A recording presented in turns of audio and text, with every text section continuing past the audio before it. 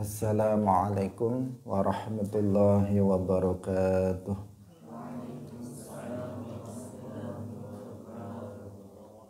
Alhamdulillahi rabbil alamin.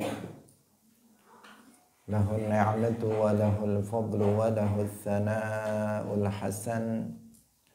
Wassalawatullahil barrir rahim wal malaikatil muqarrabin ala sayyidina wa maulana Muhammadin wa ala alihi wa ashabihi tayyibin at-tahirin.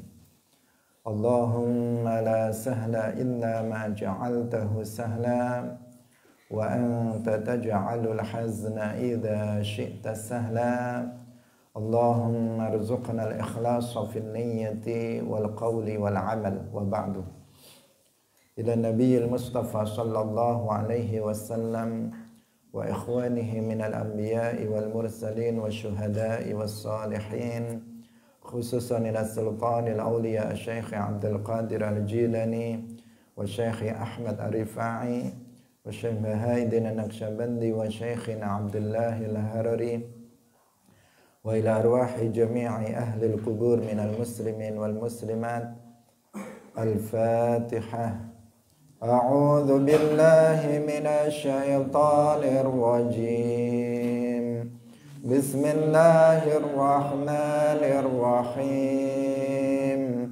Alhamdulillahi rabbil alamin. Ar-Rahmanir Rahim. Maliki yaumiddin. Iyyaka na'budu wa iyyaka nasta'in. Ihdinas siratal mustaqim. Siratal ladzina an'amta 'alaihim ghairil maghdubi 'alaihim waladdallin.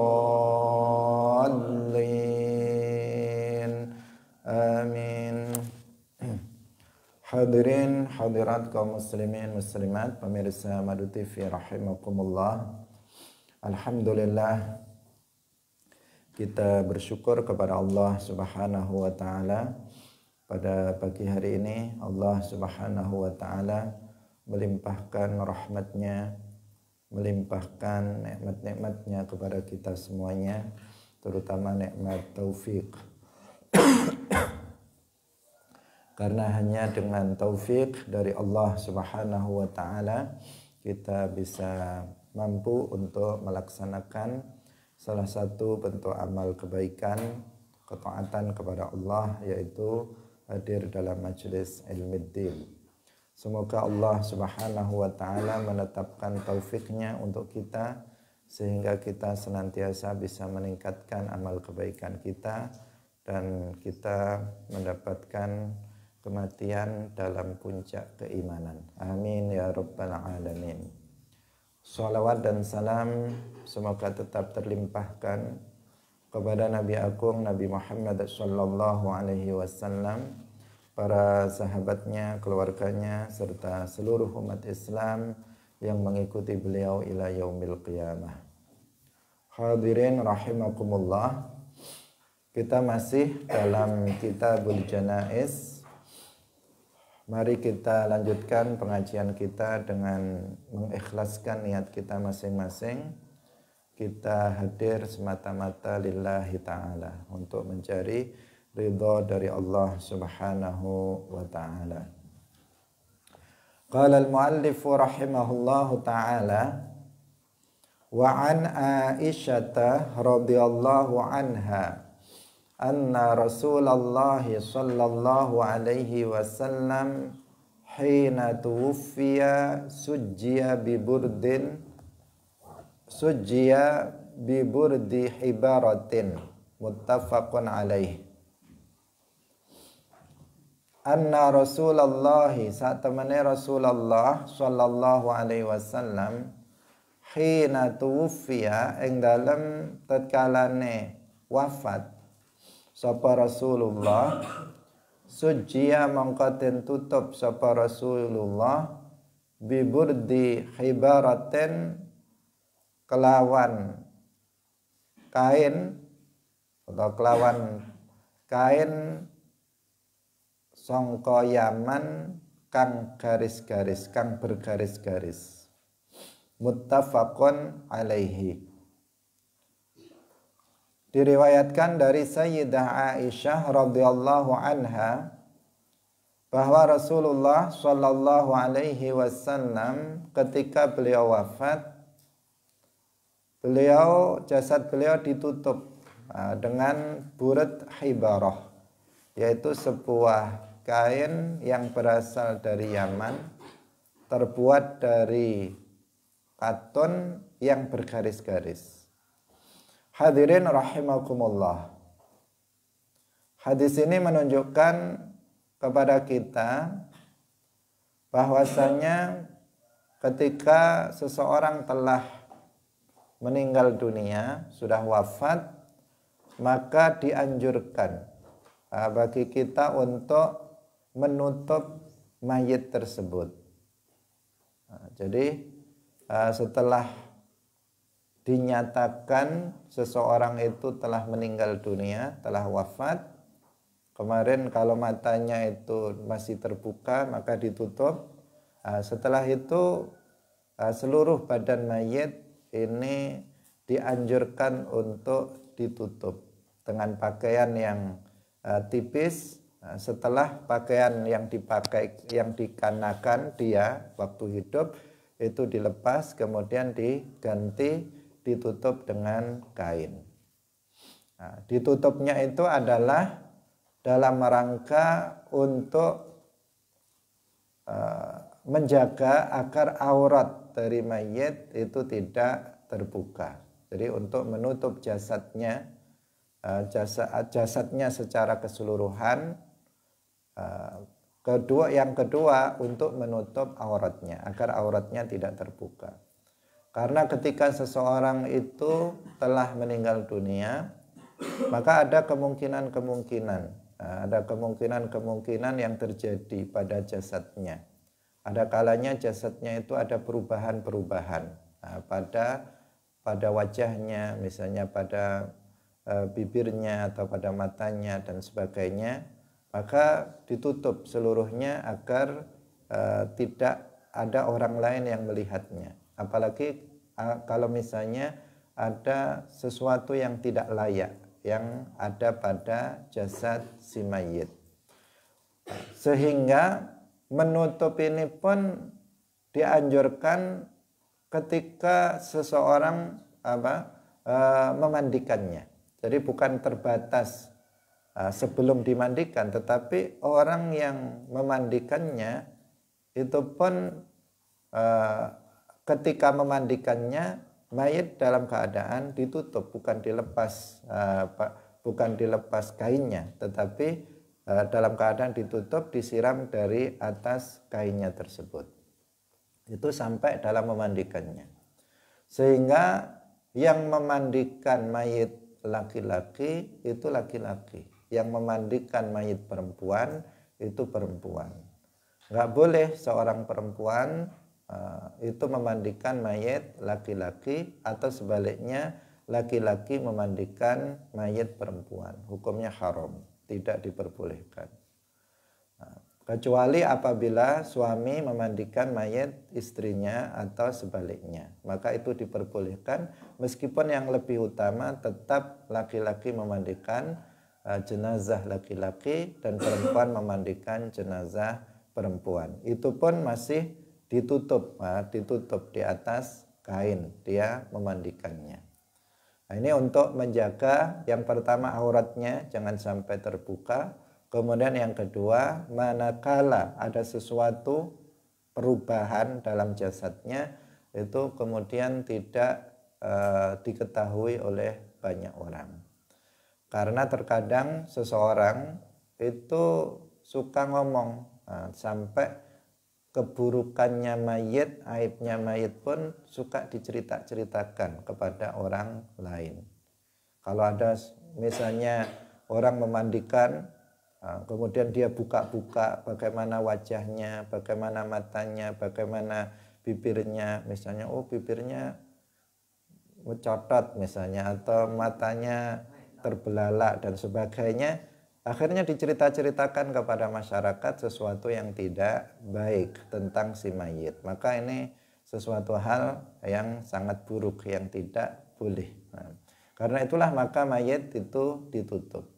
Nabi SAW dan wafatnya Nabi merupakan musibah terbesar bagi umat ini.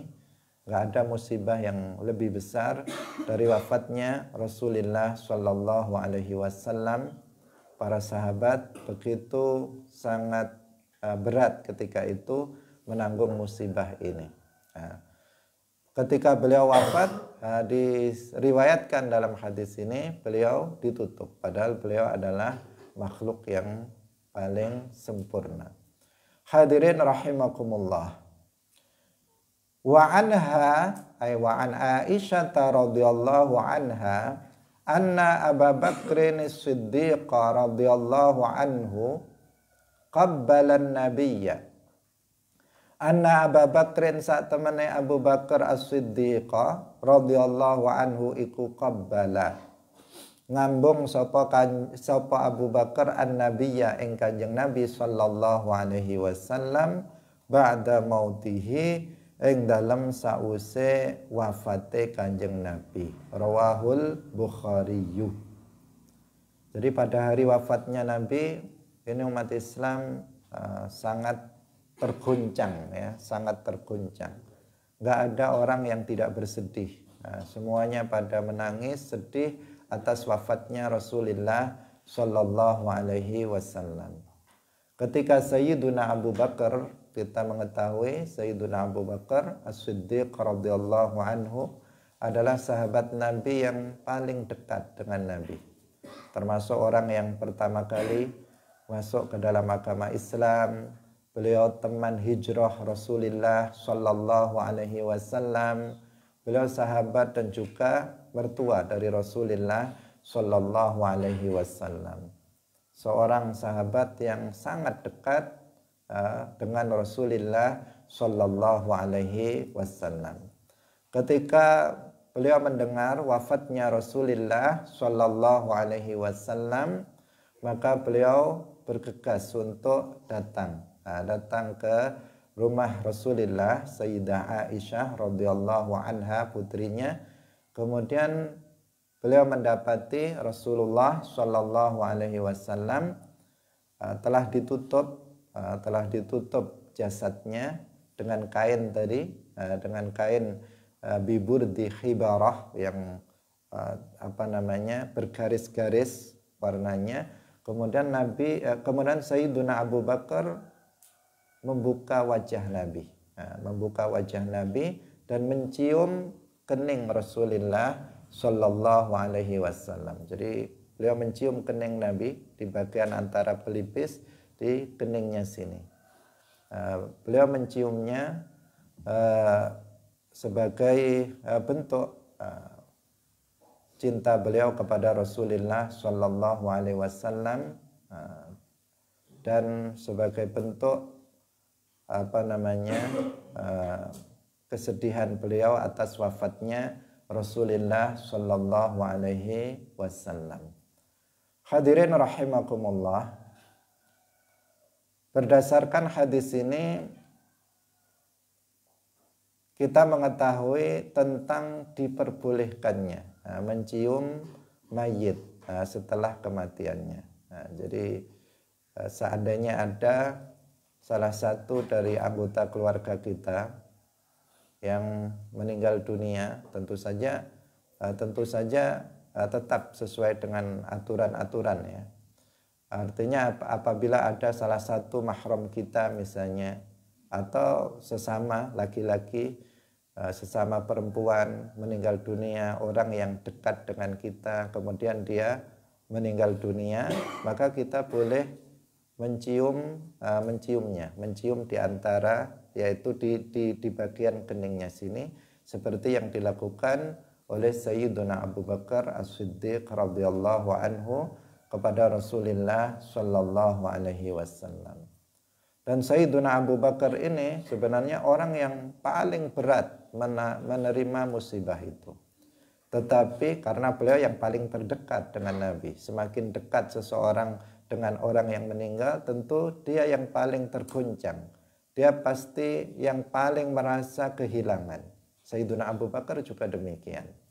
Tetapi Sayyiduna Abu Bakar adalah salah satu sahabat yang hatinya ditetapkan oleh Allah Subhanahu wa taala sehingga tetap bersabar dan tetap ridho atas musibah yang terjadi.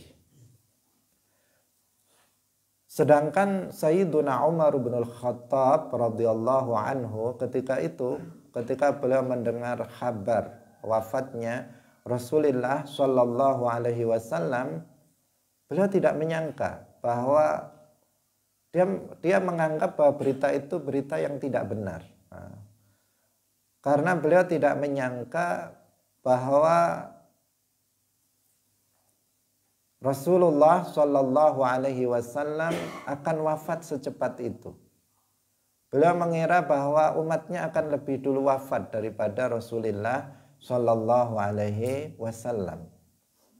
Sehingga saking terguncangnya beliau dengan berita tersebut, beliau marah kepada setiap orang yang menyatakan bahwa Rasulullah Shallallahu Alaihi Wasallam telah wafat.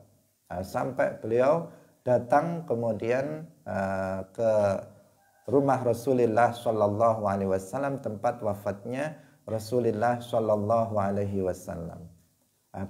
Peristiwa itu kemudian menjadi tenang, kondisinya menjadi tenang setelah Sayyiduna Abu Bakar As-Siddiq radhiyallahu anhu itu berpidato di hadapan para sahabat menyatakan bahwa Rasulullah Shallallahu Alaihi Wasallam memang sudah wafat.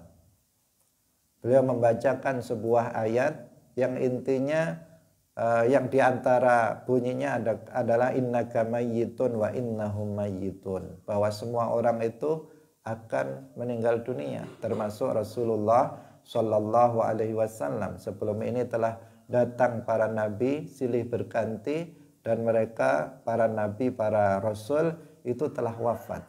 Dan Nabi Muhammad adalah nabi manusia yang berasal dari manusia yang juga akan wafat. Barang siapa, Sayyiduna Abu Bakar mengatakan, barang siapa yang menyembah Allah Subhanahu wa taala, maka Allah itu hidup, tidak akan mati. Sedangkan barang siapa yang menyembah Muhammad, maka sesungguhnya Muhammad hari ini telah meninggalkan dunia ini. Beliau telah wafat. Dengan mendengar pidato ini, kemudian Sayyiduna Umar bin Al-Khattab radhiyallahu anhu, beliau menjadi menjadi lebih tenang dengan kondisi musibah tersebut. Bahkan kemudian seakan-akan para sahabat saking goncangnya mereka itu seakan-akan baru mendengar ayat yang dibacakan oleh Sayyiduna Abu Bakar As-Siddiq radhiyallahu anhu. Sampai Sayyiduna Umar mengatakan, apakah ini ada dalam Al-Quran ayat yang tadi dibaca oleh Sayyiduna Abu Bakar? Sampai lupa, padahal beliau juga tahu ayat itu, tetapi karena musibah yang menimpa seakan-akan beliau lupa terhadap adanya ayat tersebut. Kemudian dikatakan, itu dibacakan oleh Sayyiduna Abu Bakar, orang yang pertama kali masuk Islam, yang lebih mengetahui tentang hal itu. Baru beliau kemudian menyadari bahwa itu memang ada di dalam Al-Quran yang menyatakan bahwa semua orang akan mati termasuk Rasulullah Shallallahu Alaihi Wasallam. Sayyiduna Abu Bakar orang yang beliau khalifatu Rasulillah, pengganti Rasulullah Shallallahu Alaihi Wasallam setelah wafat beliau, dan beliau adalah orang yang sangat kuat meskipun sebenarnya beliaulah orang yang paling berat menerima musibah ini karena beliau adalah orang yang paling terdekat dari Rasulullah Shallallahu Alaihi Wasallam, dan ini adalah keutamaan dari Sayyidina Abu Bakar As-Siddiq radhiyallahu anhu. Wa an Abi Hurairah, kita lanjutkan. Wa an Abi Hurairah radhiyallahu anhu. Kita kalau bercerita tentang kisah wafatnya Nabi secara detail, maka kita akan sangat bersedih. Wa an Abi Hurairah radhiyallahu anhu 'anin Nabiyyi sallallahu alaihi wasallam. Qala wasdawuh sapa Nabi. Nafsul mu'mini mu'allaqatun bidainihi. Nafsul mu'mini utawi ruwe wong mukmin iku mu'allaqatun den gantungaken bidainihi kelawan utange mukmin. Hatta yuqda sehingga den bayar anhu saking dainihi. Rawahu Ahmad wa Tirmidzi wa hasanahu. Hadirin rahimakumullah. Hadis ini menunjukkan pentingnya bayar utang, ya, pentingnya bayar utang.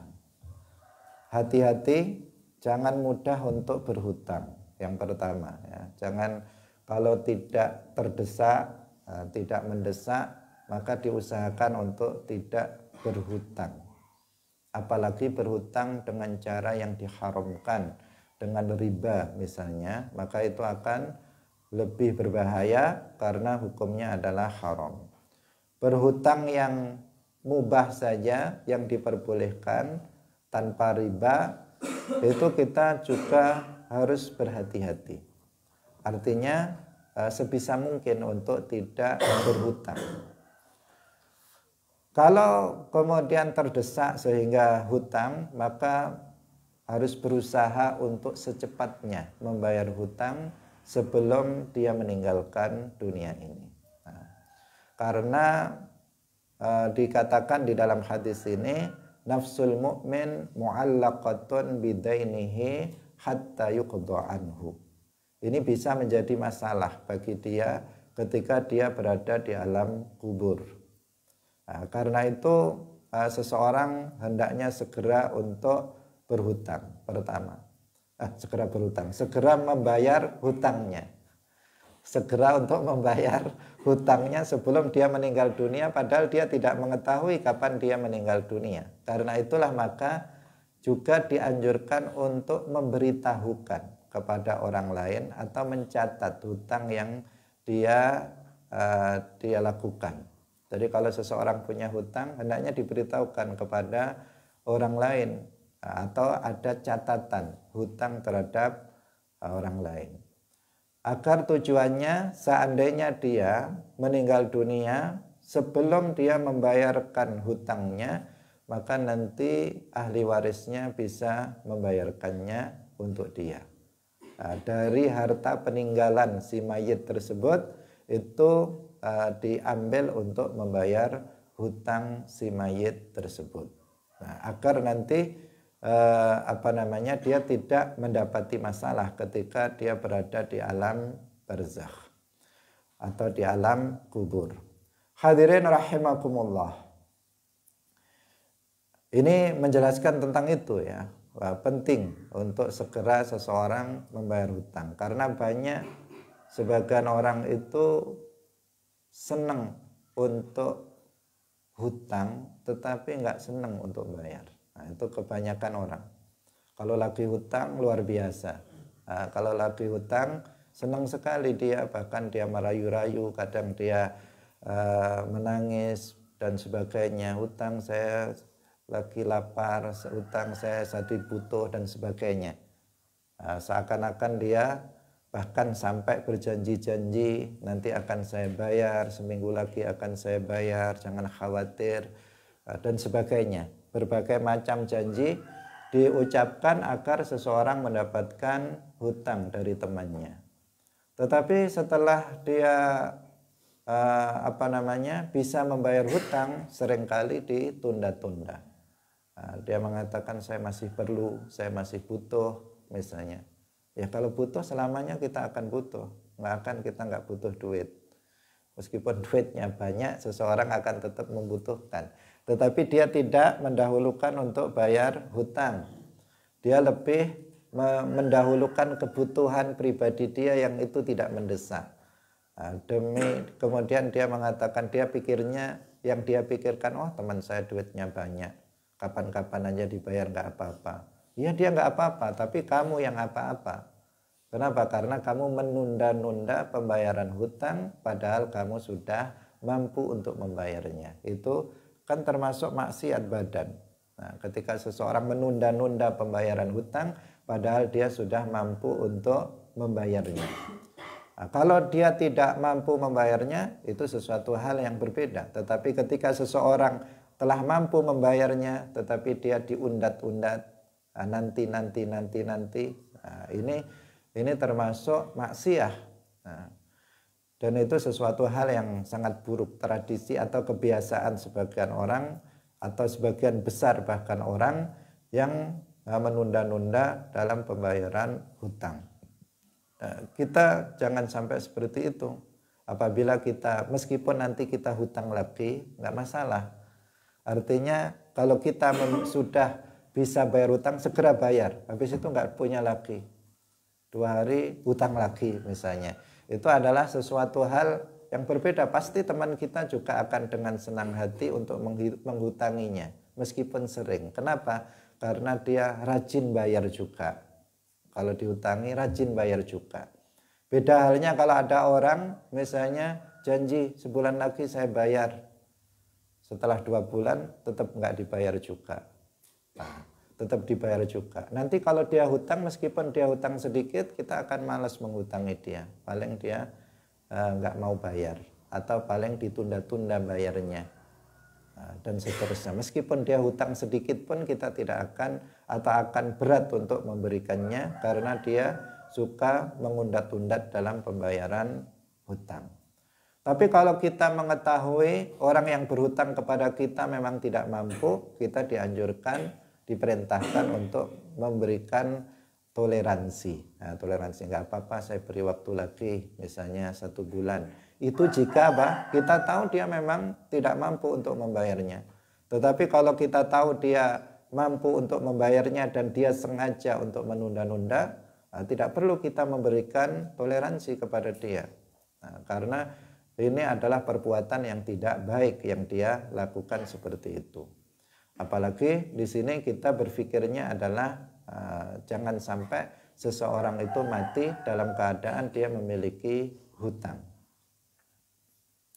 Hadirin rahimakumullah, bahkan di dalam hadis yang lain itu pernah terjadi salah seorang dari sahabat itu wafat. Kemudian Rasulullah Shallallahu Alaihi Wasallam bertanya, apakah dia punya hutang? Kemudian keluarganya menjawab, iya dia punya hutang. Kemudian Nabi tidak mensolatinya. Nabi tidak mensolatinya dan memerintahkan para sahabat untuk mensolatinya. Kenapa? Bukan berarti nggak boleh disolati orang mayit yang punya hutang nggak boleh disolati, bukan berarti seperti itu. Ini untuk menunjukkan pentingnya membayar hutang itu. Pentingnya untuk membayar hutang itu. Buktinya boleh disolati, sahabat suruh mensolatinya. Dalam riwayat yang lain, kemudian ada seseorang yang mengatakan hutangnya saya yang menanggung.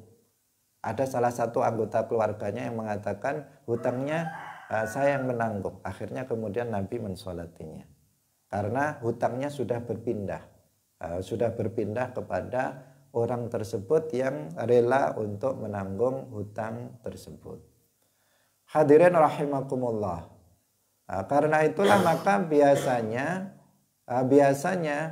dalam ketika kita menghantarkan, memberangkatkan mayit ke kuburan, itu biasanya ada salah satu keluarganya itu yang menyampaikan kepada mereka yang takziah, mereka yang hadir dalam pemberangkatan itu, bahwa apabila misalnya orang tua saya, apabila keluarga saya si fulan ini ada hutang kepada Bapak Ibu sekalian, tolong kalau sedikit dihalalkan. Tidak usah tidak diminta. Tetapi kalau misalnya banyak atau sedikit tetapi tidak bisa dihalalkan, silahkan menghubungi saya sebagai ahli warisnya, karena sekarang sudah saya tanggung hutang dari bapak saya misalnya. Ini berarti dialihkan dulu hutangnya kepada yang hidup ahli warisnya. Itu jika kebetulan anaknya anak yang baik, keluarganya keluarga yang baik. Jika keluarganya itu nggak baik, bagaimana? Jika anak-anaknya nggak baik, bagaimana? Nggak ada yang menanggung hutang dia. Atau bahkan terkadang justru anak-anaknya menyembunyikan, sudah jelas catatan hutang. Bapaknya nulis catatan hutang si fulan belum dibayar. Kemudian dia disembunyikan. Olah ini disembunyikan aja. Nanti ngabis-ngabisi harta warisan ini nanti kalau misalnya diberitahukan. Akhirnya orang yang berhutang kepada bapaknya datang, atau orang yang dihutangi oleh bapaknya datang misalnya, kemudian dia mengingkari, nggak pernah, bapak saya nggak pernah hutang ke kamu, nggak ada ini catatannya, diingkari. Padahal orang tuanya memiliki hutang kepada orang lain. Nah ini bahayanya ya, bahayanya ketika seseorang itu berhutang dan dia sudah mampu untuk membayarnya, tetapi dia tidak mau membayarnya. Bukan berarti di sini orang yang berhutang mati dalam keadaan punya hutang itu diazab di dalam kuburnya. Tidak berarti seperti itu. Tetapi dia akan menemui masalah sebelum nanti dia, karena ada kalanya dia diampuni dosa-dosanya oleh Allah Subhanahu wa taala. Hadirin rahimakumullah. Sehingga dalam prosesi pengurusan jenazah, itu yang pertama tarikah atau harta peninggalan mayit itu pertama dipergunakan untuk tajhizul jenazah, untuk biaya, misalnya kalau membutuhkan biaya memandikannya, mengkafaninya, untuk beli kafan, kemudian menguburkannya, mensolati menguburkannya, untuk tajhiz. Itu yang pertama. Yang tentu yang membutuhkan biaya kan untuk membeli kain kafan. Nah, setelah itu baru difikirkan oleh ahli warisnya sebelum dibagi, itu adalah untuk membayar hutang si mayit. Itu yang pertama dilakukan sebelum yang lain-lain, sebelum dibagi warisan. Nah, harus diperhatikan bapak ini atau keluarganya yang meninggal ini punya hutang apa enggak. Ada hutang kepada sesama manusia, duyunun nas. Nah, kalau hutang kepada manusia sudah biasa ya, seperti hutang piutang pada umumnya. Ada kalanya hutang kepada Allah. Hutang kepada Allah misalnya dia pernah berkewajiban mengeluarkan zakat tetapi dia tidak mengeluarkannya. Maka dia wajib untuk membayarkannya. Itu hutang kepada Allah. Dan hutang kepada Allah itu lebih berhak untuk dibayar daripada hutang kepada sesama manusia. Hutang kepada sesama manusia wajib dibayar. Hutang kepada Allah lebih wajib untuk dibayarkan. Atau misalnya dia tergolong sebagai orang yang mampu untuk melaksanakan ibadah haji, tetapi dia tidak berangkat haji padahal dia sudah mampu. Maka dia punya hutang kepada Allah, maka harta peninggalannya itu oleh ahli warisnya harus untuk menghajikan bapaknya dulu. Menghajikan orang yang sudah meninggal itu. Jadi itu namanya tuyunullah, hutang kepada Allah. Itu juga dipenuhi terlebih dahulu, hutang kepada sesama manusia dibayarkan. Kalau masih ada sisa baru dibagi di antara ahli waris. Hadirin rahimakumullah. Ini makna hadis nafsul mu'min mu'allaqatun bidainihi hatta yuqda anhu, sampai dibayarkan hutang itu. Wa an Ibnu Abbas radhiyallahu anhuma anna an-nabiyya sallallahu alaihi wasallam qala, anna nabiyya satemene Kanjeng Nabi sallallahu alaihi wasallam iku qala dawuh sapa Kanjeng Nabi fil ladzi ing dalem wong sakata kang gugur sapa alladzi an rahilatihi, to ceblok an rahilatihi saking tunggangane alladzi. famata nuli mati sapa alladzi irsiluhu ngedusana sapa sira kabeh ing alladzi bimaen kelawan banyu wasidrin lan godhong widara wa kafinuhu lan ngafanono sapa sira kabeh ing alladzi fi thawbaini ing dalem pakaian loro muttafaqun alaih. Dari Ibnu Abbas, Abdullah Ibnu Abbas radhiyallahu anhuma, bahwasanya Nabi Shallallahu alaihi wasallam bersabda tentang seseorang yang jatuh dari binatang tunggangannya kemudian mati. Jadi ada seseorang naik entah unta atau kuda kemudian jatuh mati. Nah, Nabi bersabda, mandikanlah dia. Mandikanlah dia dengan air dan sidr, yaitu daun, kalau di sini biasa dimaknai daun bidara. Wa kaffinuhu fi thawbaini, dan kafanilah dia dalam 2 kain. Muttafaqun alaih. Hadirin rahimakumullah, hadis ini menunjukkan kepada kita tentang pertama wajibnya memandikan mayit yang muslim, yang dia itu bukan orang yang mati syahid tentu saja, karena kalau syahidul ma'rakah, orang yang mati syahid dalam peperangan, maka dia tidak dimandikan. Nah, di sini orang yang jatuh, di sini kan jatuh dari kendaraan, dia kecelakaan di kendaraan, jatuh mati. Nah, dia berarti bukan syahidul ma'rakah, bukan orang yang mati syahid dalam peperangan. Maka orang ini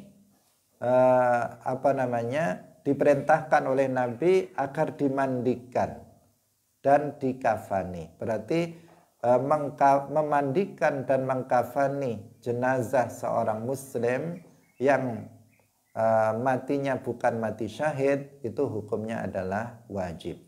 Nah, hadis ini menjelaskan tentang wajibnya memandikan dan mengkafani seorang mayit muslim yang tidak mati syahid. Karena di sini matinya itu bukan karena peperangan, tapi karena jatuh dari kendaraannya. Nah, yang dikatakan mati syahid itu apabila dalam peperangan dia matinya disebabkan oleh peperangan itu. Tapi kalau kalau tidak disebabkan itu, seperti misalnya jatuh dari kendaraannya sendiri, jatuh dari kudanya sendiri, maka itu bukan mati syahid. Kalau bukan mati syahid, maka dimandikan, wajib dimandikan dan dikafani. Nabi memerintahkannya, irsiluhu bima'in wasidrin. Nah, yang wajib di dalam memandikan itu adalah dengan air. Itu yang wajib. Adapun sidr dengan wasidrin, dengan daun bidara, itu adalah sesuatu hal yang disunnahkan, bukan sesuatu yang diwajibkan. Tidak disyaratkan untuk menggunakan daun ini, daun sidr. Kalau seandainya seseorang memandikan jenazah, hanya disiram saja dengan air yang suci mensucikan secara merata ke seluruh badannya, maka itu sudah mencukupi. Apabila ditambahi dengan daun ini, maka itu lebih utama, karena itu hukumnya adalah sunnah, dan itu dilakukan pada zaman Rasulullah Shallallahu Alaihi Wasallam. Kemudian mengkafaninya itu dikatakan di sini dalam 2 kain. Jadi dalam 2 thawbaini. Tetapi para ulama menjelaskan bahwa pada dasarnya mengkafani yang akalul kafan, mengkafani yang minimal itu adalah dengan menutup seluruh jasadnya. Meskipun dengan 1 kain saja, yang penting seluruh jasadnya sudah tertutup, itu sudah terpenuhi kewajiban. Tetapi yang lebih utama apabila dia itu mayitnya meninggalkan tarikah zaidah, Artinya meninggalkan harta peninggalan yang lebih untuk bayar hutangnya, untuk kebutuhan hutangnya lebih, maka yang lebih utama kalau dia laki-laki maka dikafani dengan 3 lapis, 3 lapis kain. Itu yang lebih utama. Kalau dia perempuan maka di lapisan yang paling atas itu adalah untuk kerudung, kemudian untuk komis, untuk bajunya, kemudian setelah itu ditambahi dengan 2 lapis kain. Itu kalau perempuan. Itu yang akmal, yang lebih sempurna. Yang batas minimal itu pokoknya menutup seluruh jasad dari mayit. Nah, di sini diperintahkan oleh Nabi agar dikafani dalam 2 lapis, 2 lapis kain. Nah, karena riwayatnya itu bukan hanya ini, tetapi ada beberapa riwayat yang menjelaskan tentang masalah mengkafani mayit. Wa an Aisyah radhiyallahu anha qalat lamma aradu ghaslan nabiyyi, lamma aradu tatkalane ngarepaken sapa wong akeh ghaslan nabiyyi ing ngedusi Kanjeng Nabi sallallahu alaihi wasallam, qalu padha ngucap sapa para sahabat, wallahi manadri ora weruh sapa kita nujarridu ngelepas sapa kita Rasulullah ing dodote ing pakaiane Rasulullah sallallahu alaihi wasallam, kama nujarridu kaya oleh ngelepas sapa kita mautana ing pakaiane pira-pira wong kang mati kita, amla utawa ora. Al hadisa rawahu Ahmad wa Abu Dawud. Dari Sayyidah Aisyah radhiyallahu anha bahwasanya beliau mengatakan para sahabat ketika mereka akan memandikan jasad Nabi Shallallahu Alaihi Wasallam di saat wafat, mereka mengatakan, kami nggak tahu ini bagaimana ini, apakah pakaian Nabi ini dilepas sebagaimana halnya kita melepaskan pakaian orang-orang mati biasanya apa enggak. Mereka mengatakan kita tidak tahu. Ini bukan berarti mujarridu di sini bukan berarti dilepas pakaiannya kemudian tidak berpakaian sama sekali, tetapi pakaian yang telah dipakai Nabi ketika hidup dan kemudian wafat itu dilepas apa enggak. Kalau ada orang meninggal kan dilepas ya. Tadi sudah kita jelaskan. Setelah kalau dia matanya misalnya terbuka kemudian ditutup, setelah itu pakaian yang dia kenakan dilepas kemudian ditutup dengan kain. Jadi tetap ditutup dengan dengan kain agar tadi auratnya itu tidak terbuka dan aib yang ada pada jasadnya itu bisa tertutup. Seperti itu. Di para sahabat ketika itu mengatakan kita nggak tahu ini gimana kalau Nabi ini, apakah bajunya dilepas atau tidak, sampai kemudian ada seseorang sahabat lain yang datang yang paham, yang kemudian mengajarkan hal itu kepada para sahabat. Karena para sahabat kan tidak semuanya selalu mendengarkan apa yang diajarkan oleh Rasulullah Shallallahu Alaihi Wasallam. Ada sahabat ini yang pernah dengar, ada sahabat ini belum dengar dan sebagainya, sehingga mereka saling melengkapi. Karena itu syariat Islam itu menyeluruh, tidak bisa dipahami dengan 1 hadis atau 2 hadis, tetapi dipahami dengan seluruh ayat-ayat Al-Quran dan dipahami dari secara keseluruhan hadis-hadis Nabi, baik itu berupa perkataan ataupun perbuatan atau persetujuan secara lengkap. Itulah syariat Islam.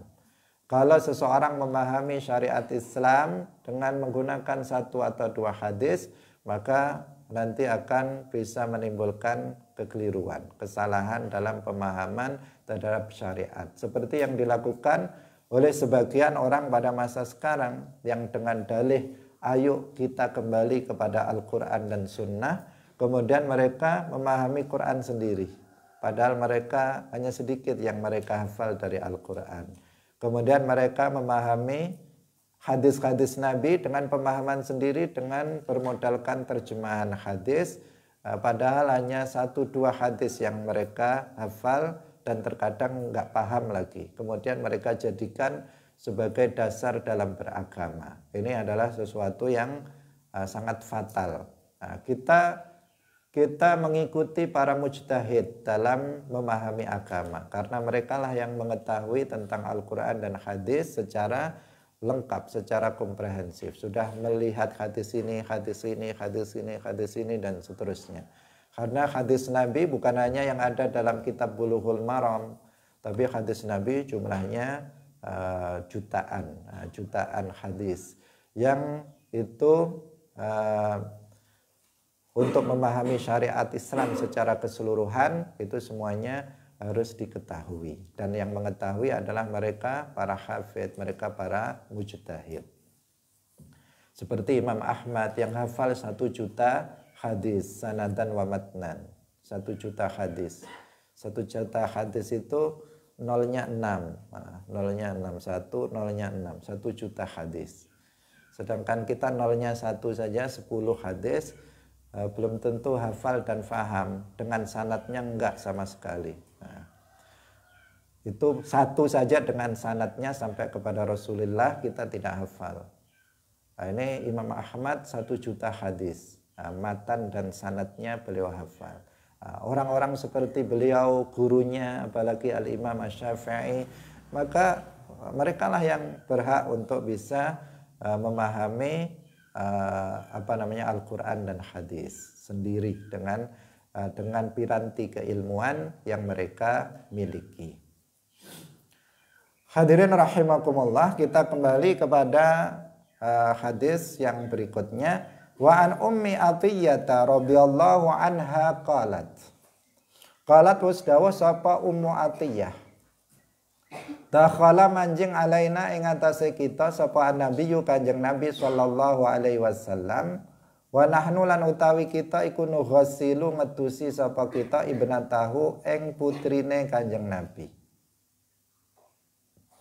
Ini tidak disebutkan yang siapa, tetapi kita mengetahui bahwa putra dan putri Nabi itu sudah wafat sebelum wafatnya Nabi selain Sayyidah Fatimah. Faqala, jadi ini peristiwa ketika salah satu putri Nabi itu wafat. Faqala nuli dawa sapa Kanjeng Nabi irsil naha ngetusana sapa sira kabeh ing ibnati, artinya anak perempuannya Nabi, salasan kelawan 3 ambalan au khamsan utawa 5 ambalan au aktsara utawa luweh akeh min dzalika saking mangkono-mangkono khamsan.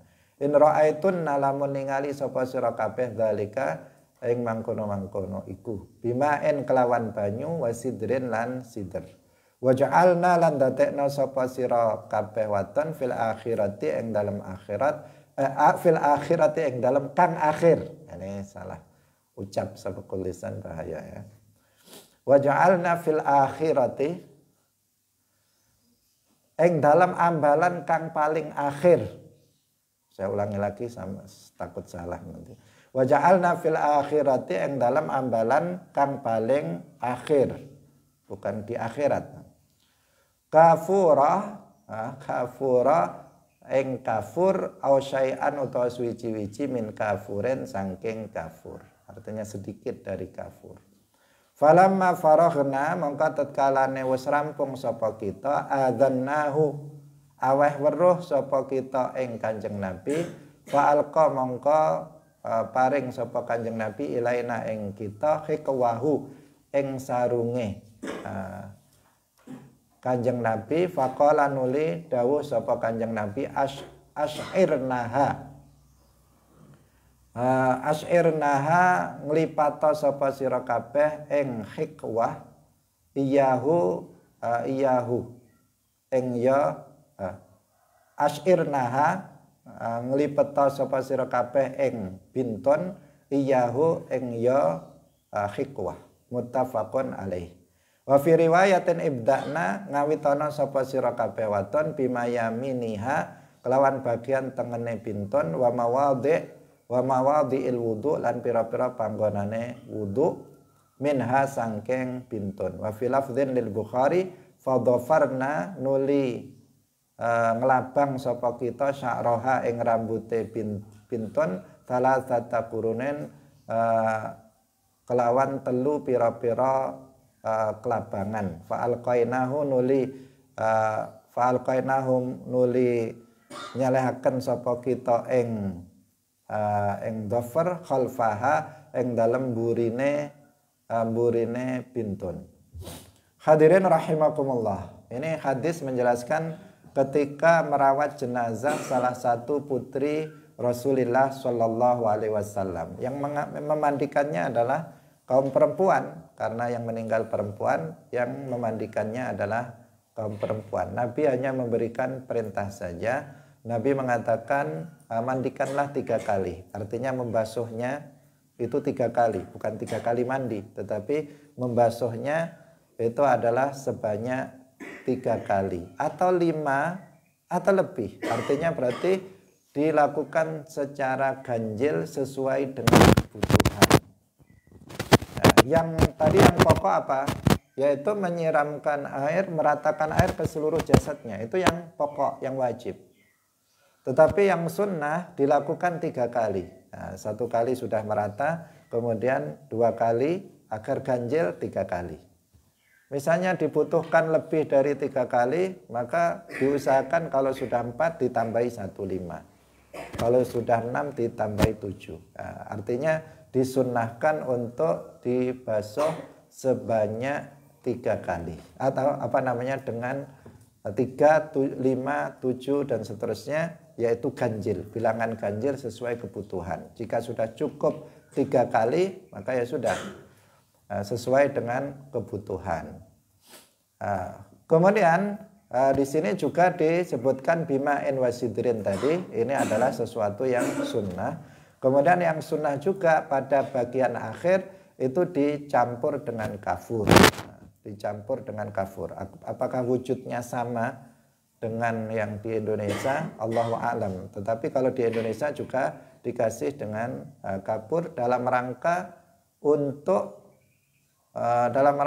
salah satu tujuannya pertama sebagai wewangian agar badan mayit itu tidak berbau dengan bau busuk yang cepat. Kemudian yang kedua juga untuk mengawetkan dari jasadnya mayit biar tidak mudah rusak. Itu makanya akhirnya pada basuhan yang terakhir airnya itu dicampur dengan kafur. Ini tujuannya. Itu sesuatu hal yang hukumnya juga sunnah karena Nabi mengajarkan yang seperti itu.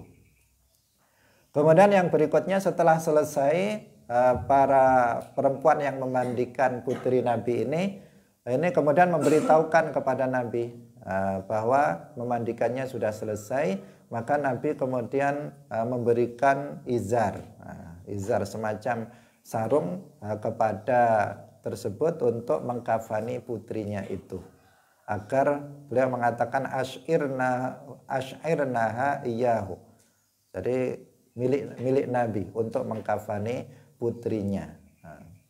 Kemudian disebutkan juga mulailah dari sebelah kanannya. Jadi kalau mengkafani termasuk memandikannya dan juga mengkafaninya, itu maksudnya kalau memandikannya dari sebelah badan bagian kanan, mengkafaninya juga dari sebelah kanan, melipatnya. Mandinya juga dimulai dari sebelah kanan, kemudian dimulai dari anggota wudhunya. Kemudian disebutkan dalam riwayat yang lain bahwasanya rambutnya kemudian disisir, ini perempuan rambutnya panjang, disisir kemudian kepang atau di kelabang ya. Di Di kelabang menjadi 3, dikepang menjadi 3, kemudian diletakkan di belakang anak perempuan itu, anak perempuan Nabi yang meninggal. Diletakkan di kelabang, kemudian ditaruh di belakang di belakang kepalanya. Ini yang dipraktekkan pada masa Rasulullah Shallallahu Alaihi Wasallam ketika merawat jenazah salah satu putri Rasulullah Shallallahu Alaihi Wasallam. Hadirin rahimakumullah, demikian pengajian kita pada pagi hari ini. Semoga bermanfaat bagi kita semuanya. Barakallahu fikum. Wallahul muwaffiq ila aqwamit thoriq. Wassalamualaikum warahmatullahi wabarakatuh. La ilaha illallah. Allahumma salli ala sayyidina Muhammad wa ala alihi wa sahbihi wa sallim.